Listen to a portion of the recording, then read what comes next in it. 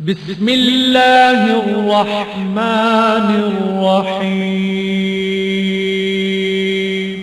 تو ملک کے حالات کمزور ہیں، لیکن پھر بھی مایوس ہونا، آگے دیکھنا ہے، آگے دیکھنا ہے، اور یہ نہیں کہنا کہ یہ ملک، یہ صوبہ فلانے سیاستدان کا ہے تو فلانا فلانے سیاستدان کا ہے تو فلانا، نا نا نا نا نا۔ یہ جو خیبر پختونخوا ہے یہ حضرت بابا عبدالرحمن کا ہے، اور جو سندھ ہے وہ حضرت عبداللہ شاہ غازی کا ہے، اور پنجاب داتا علی اجمیری کا ہے۔ یہ تو ان لوگوں کا ہے، تو ان لوگوں کے دھرتی بھی کبھی کمزور پڑ سکتی ہے۔ یہ جب تک یہ نورانی وجود موجود ہے ہم کمزور پڑ جائیں، یہ ہو نہیں سکتا۔ یہی چراغ جلے گا تو روشنی ہوگی، اور بڑی جلدی اللہ تبارک و تعالی اس وطن عزیز پر رحم فرمائے گا۔ لیکن امید نہیں توڑنی چاہیے، کمزور نہیں پڑنا چاہیے، آگے دیکھنا چاہیے، اور رسول اللہ صلی اللہ علیہ وسلم نے جو ہمیں امید کا رستہ دکھایا ہے اس پر ہمیشہ گامزن رہنا چاہیے۔ حضور طائف تشریف لے گئے، 10 دن قیام کیا نبی پاک نے طائف میں۔ یہاں خطیب صاحب، پیر صاحب، مولوی صاحب وہ آدھا گھنٹہ لیٹ ہو جائے تو انتظار نہیں کرتے، کہتے ہیں جا رہا ہوں صاحب، آپ ٹائم پہ مائک نہیں دے رہے۔ 10 دن حضور نے تبلیغ فرمائی، ایک بندے نے بھی بات نہیں مانی۔ جوانوں جلدی نہ پریشان ہوا کرو، ایک بندے نے بھی بات نہیں مانی، الٹا انہوں نے معاذ اللہ پتھر مارے، روڑے مارے، وجود نور کو زخمی کر دیا۔ حضرت زید فرماتے ہیں جب واپس میں حضور کو لے کے آیا، ایک میدان میں، ایک باغ میں حضور کو بٹھایا، تو مجھے اتنی سخت تکلیف تھی ان کے رویے کی، میں نے عرض کی یا رسول اللہ صلی اللہ علیہ وسلم آپ دعا کریں یہ تباہ ہو جائیں، کریں دعا۔ یہ ہمارے بزرگ، ان سے بھی ادب سے عرض کروں گا، اگر بچہ کسی غلطی پہ ہے تو اسے سمجھاتے بھی رہیں پر مایوس نہ ہو۔ رب بڑا کریم ہے، وہ دل پھیر دیا کرتا ہے۔ ہر وقت یہ بات نہ کریں کہ انہیں نہیں ٹھیک ہونا، یہ نہیں جی صحیح ہو سکتا، اتنی جلدی نہ ادھر ادھر نکل جائیں، آپ تھوڑا سا ٹائم دیں، تھوڑا سا۔ ہمارے ایک بزرگ تھے وہ فرمایا کرتے تھے، او یار لوگوں کو حسن سلوک کر کے مار دو، تم حسن سلوک کرتے رہو، یہ بھی تو مار دینے کا ایک طریقہ ہے نا، یہ بھی تو ایک طریقہ ہے نا کسی کو مار دینے کا۔ میرے بھائی جلدی پریشان ہونا، فرماتے ہیں کہ میں نے عرض کی یا رسول اللہ صلی اللہ علیہ وسلم دعا کریں یہ طائف والے تباہ ہو جائیں، کہتے ہیں حضور نے ہاتھ اٹھا دیے۔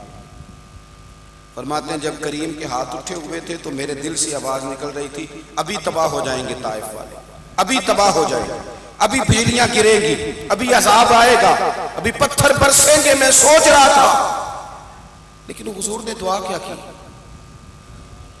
کہا اے اللہ انہیں ہدایت دے دے، یہ جانتے ہی نہیں یہ کیا کر رہے ہیں۔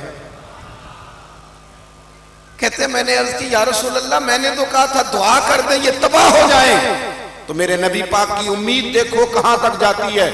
حضور نے فرمایا تباہی کی دعا نہیں کرنی، اس لیے نہیں کرنی کہ اگر یہ نہیں نہ مانتے تو میری امید پھر بھی قائم ہے، مجھے امید ہے یہ نہیں بھی مانتے تو ان کی آنے والی نسلیں میرا کلمہ پڑھ جائیں گی۔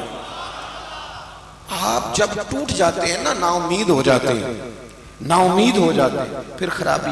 ہم یہ رشتے کیوں اتنی جلدی توڑ بیٹھتے ہیں؟ ہم نا امید بڑی جلدی ہوتے ہیں، کمزور بڑی جلدی پڑ جاتے ہیں۔ اور میں نے دیکھا ہے بڑی جلدی، ابھی وہ کچھ لوگ آتے ہیں یہ درویشی لائن میں بھی کہیں مرید ہو گئے، میرے پاس بھی آتے ہیں، وہ کہتے ہیں جی میں 6 مہینے ہو رہے ہیں پیر صاحب کے پاس جا رہا ہوں تو کچھ نہیں ملا، میں آپ کے پاس آیا تو میں کہ میں تے سارے تو نکما، یہ تے ہو رہے تینوں 6 سالوں میں بھی کچھ نہ لبے۔ او خدا کے بندے تھوڑا ٹھہر تو صحیح نا۔ اور یہ کچھ جو اس لائن میں آتے ہیں ان کو تو جلدی سے خوابیں چاہیے، فوراً خواب آ جائے، فوراً زیارت ہو جائے۔ بہت بڑی بات ہے سرکار کی زیارت کی بات کرنا، یہ بہت بڑی بات ہے، عمریں لگ جاتی ہیں۔ اتنی جلدی تو یہاں تک پہنچ گیا، اتنی جلدی، اور ذرا ٹھہر جا۔ ایک بہت بڑے درویش کو میں نے دیکھا، اللہ والے تھے، متقی پرہیزگار، شریعت پر عمل کرنے والے۔ کسی نے ان سے کہا کہ میں نے رات خواب میں محبوب کریم علیہ السلام کی زیارت کی ہے اور آپ بھی تھے، تو ان کا جواب پتہ کیا تھا؟ فرمانے لگے آپ مجھ سے محبت کرتے ہیں، آپ کی اس محبت کا نتیجہ ہے یہ بات اللہ تعالیٰ کرے ایسا ہو جائے جیسے آپ فرماتے ہیں، لیکن مجھے اپنا پتہ ہے، میں تو کسی نیک آدمی کی بزرگ کی محفل میں بیٹھنے کے قابل نہیں، اور اتنی بڑی بات فرمانے لگے آپ نے جو کہہ دیا وہ اپنے پاس رکھیے گا، یہاں تو خوابوں کی پٹاریاں کھلی ہوئی ہیں، جڑے محرم راز حقیقت دے وہ تے راز حقیقت کھول دے ہی نہیں، اے جنہ ویکھیا نہیں ہو کرن گلاں، جنہ ویکھ لیا ہو تے بول دے ہی نہیں۔ جلدی نہ کریں، تھوڑا اپنی زندگی میں اطمینان۔ یہ ہماری پریشانیاں، مایوسیاں، تکلیفیں، یہ بلا وجہ کی ہم نے اپنے اوپر طاری کر لی ہیں تو بے سکون ہو گئے۔ چوتھی بات سنیں، یہ جو ناشکری ہوتی ہے نا، شکوہ، یہ بے سکونی پیدا کرتا ہے۔ خاص توجہ سے سنو جوانوں، کیا کہنے لگا ہوں، شکوہ بے سکونی پیدا کرتا ہے، شکر زندگی میں سکون پیدا کرتا ہے۔ آپ خود بھی اگر شکوے والی بات کریں گے تو آپ اپنے، یہ نہیں کہ کسی نے آپ کو سکھائی، ہماری اپنی باتیں بھی ہمارے اوپر اثر کرتی ہیں۔ اگر ہر وقت شکوہ کرتے رہو گے تو دل شکوے کا عادی ہو جائے گا، پھر شکوہ ہی شکوہ رہ جائے گا۔ اگر کبھی ہنسنے والی کو بات ہم کرتے ہیں، ہنسنے والی سنانے لگتے ہیں، تو بات سنانے سے پہلے خود ہنس نہیں پڑتے؟ اگر رونے والی کبھی کو بات کرنے لگے تو بات کرنے سے پہلے رونا نہیں آ جاتا؟ اس کا مطلب ہے ہماری باتیں ہمارے اوپر بھی تو اثر کرتی ہیں نا، ہماری باتیں ہمارے اوپر بھی اثر کرتی ہیں۔ ہر وقت کا شکوہ فلانا ٹھیک نہیں، فلانا ٹھیک نہیں، بلکہ بعض تو ایسے نادان ہیں یہاں تک کہہ دیتے ہیں، دیکھیں جی والد صاحب کوئی ڈھب کا کام کر لیتے، وہ سارے ان کے ساتھ والے کہاں پہنچ گئے، یہاں تک شکوے آ گئے ہمارے۔ اعتراض ہی اعتراض۔ اور دیکھو جی بزرگوں کے پاس گیا ہوں، میں نے ایک دو لوگوں کو یہاں تک کہتے سنا، کہتے نہیں وہ دیکھو جی فلانے بزرگ تو اب امیروں پر ان کی توجہ ہے، وہ تو میری طرف دیکھتے نہیں۔ تو میں نے کہا آپ کا مزاج ہی شکوے والا ہے، آپ جہاں بھی جائیں گے آپ کو یہی ملے گا۔ جب طبیعت ہے نا ہر وقت ناشکری کی، ہر وقت شکوے کی، خواہشات کا بے ہنگم ہجوم، وہ انسان کو پریشان کر دیتا ہے۔ اور اگر مزاج شکر والا بن جائے